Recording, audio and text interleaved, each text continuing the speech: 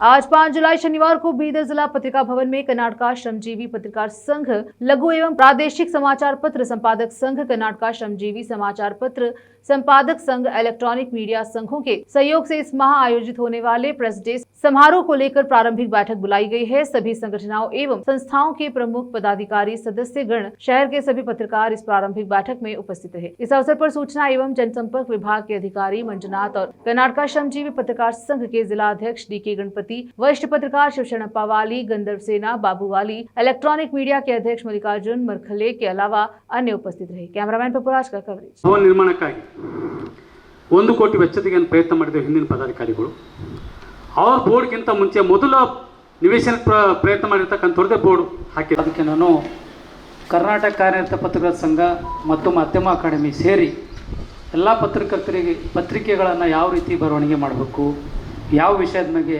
ಉದಾಹರಣೆಗಾಗಿ ಪೋಸ್ಕೋ ಅಂತ ವಿಶೇಷ ವಿಷಯಗಳ ತುಂಬ ಸಂತೋಷ.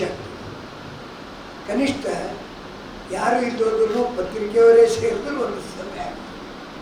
ಮೊದಲೊಂದು ಕಾಲ ಇತ್ತು, 4-5 ಜನರು ಸಿಗ್ತಿದ್ದಿಲ್ಲ. ನಾವು ಏನಾದ್ರು ಮೆಮೊರಂ ಕೊಡಬೇಕಂತ ಹೋದರೂ ಯಾರು ಕೇಳೋದು. ಇವಾಗ ಒಂದು ಸಂಘಟನೆ ಕಳೆದ ಒಂದು 15 ದಿವಸ ಕೆಳಗಡೆ ವಿಜಯಕುಮಾರ್ ಪಾಟೀಲ್ ಒಂದು ಮೀಟಿಂಗ್ ಕರೆದಿದ್ರು. ಆ ಮೀಟಿಂಗಲ್ಲಿ ನಾನು ಹೋಗಿದ್ದೆ. ಅಭಿಪ್ರಾಯ ಬಂದಾಗ ಒಬ್ಬರೇ ಮಾಡಬೇಡ್ರಿ, ಬಹಳಷ್ಟು ಸಂಘಟನೆಗಳು, ಎಲ್ಲ ಸಂಘಟನೆಗಳು ಸೇರಿ ಮಾಡಿದ್ರು ಒಳ್ಳೆಯದು ಅಂತಕ್ಕಂಥ ಹಿರಿಯರ ಜೊತೆ ನಾನು ವಿಚಾರ ಮಾಡಿದಾಗ ಅವರಂದರು ಎಲ್ಲರೂ ಕೂಡಿ ಪತ್ರಿಕಾ ದಿನಾಚರಣೆ ಮಾಡೋಣ, ಒಳ್ಳೆಯ ಸಂದೇಶನ ರಾಜ್ಯಕ್ಕೆ ಕೊಡೋಣ ಎಂಬ ಮಾತನ್ನು ಆಡಿದ್ದಾರೆ.